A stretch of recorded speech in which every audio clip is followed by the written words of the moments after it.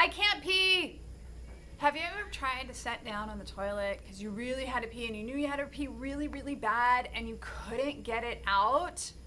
Have you had this problem happen to you regularly? Well, I gotta tell you a story about a patient who came in. We're gonna call her Maureen to protect her true identity. So Maureen was in her 20s and she came in after she had been to the emergency room, not once, but twice, because she was not able to empty her bladder.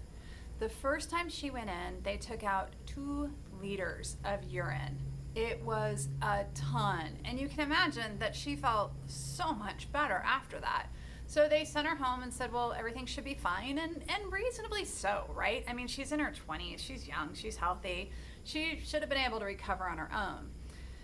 Unfortunately, she ended up back in the emergency room because she had the problem again. And that time they did help relieve the problem, but they also told her that she was going to have to self-catheterize. Catheterize? I'm not sure if I'm saying that right. She was going to have to put a catheter in herself in order to be able to pee for the rest of her life. Now, did I mention at the beginning that Maureen's in her 20s? Can you imagine being told when you're in your 20s, young, healthy female, that you're gonna have to use a catheter for the rest of your life? Well, you can imagine how upset Maureen was by the time she got in to see us. And she felt like this is her future. And then she was concerned because then what happens if she wants to have kids? Like, is this gonna make the problem worse or better? Is she gonna be able to carry a child? All of these thoughts were coming through her head the first time when we met and had our discovery visit.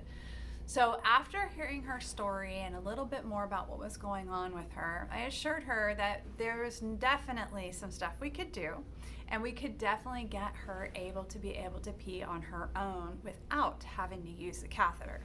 Well, I think that conversation alone, which lasted about 20 minutes, significantly decreased her anxiety and set her up on a path towards healing.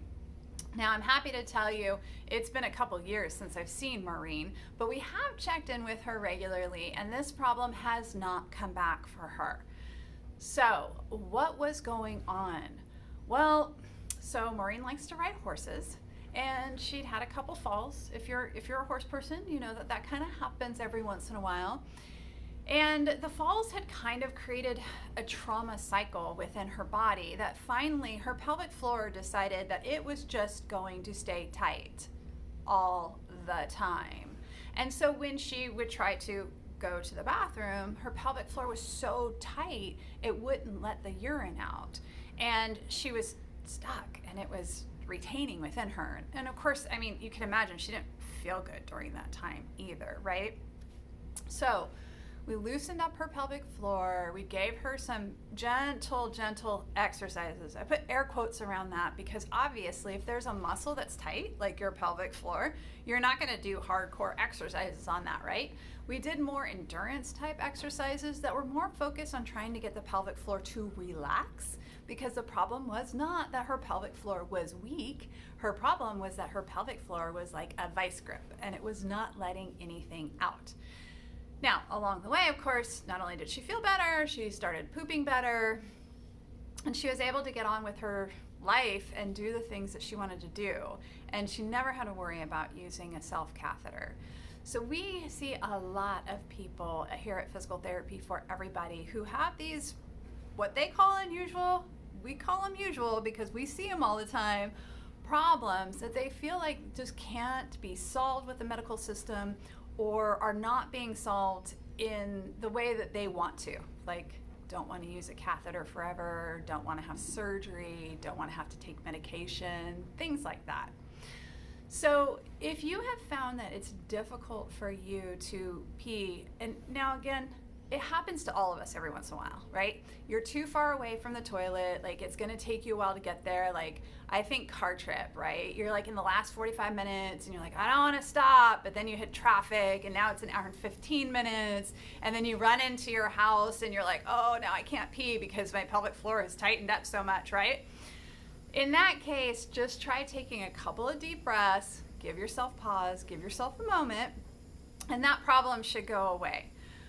But what I'm talking about is if you have that problem regularly, or if it's that you can pee but you can't fully void, you can feel like there's still some in there and you can't figure out how to get it out, that probably means that your pelvic floor is remaining tight and not relaxing the way you need to in order to be able to pee normally. And this is actually way more common than you might think. So if you feel like, I've never known anybody who had this problem, chances are you actually do know somebody who's had this problem. They just haven't talked about it. But we talk about that stuff all the time here at Physical Therapy for Everybody, and we talk about it here on our YouTube channel. So if you have any questions about this, please drop them below, and we can put together another video to answer those questions. Definitely hit subscribe, because we're talking about pelvic floor issues all the time. We're also talking about the connection between the low back and the neck and shoulders and all those other things, because the truth is it's all connected in your body.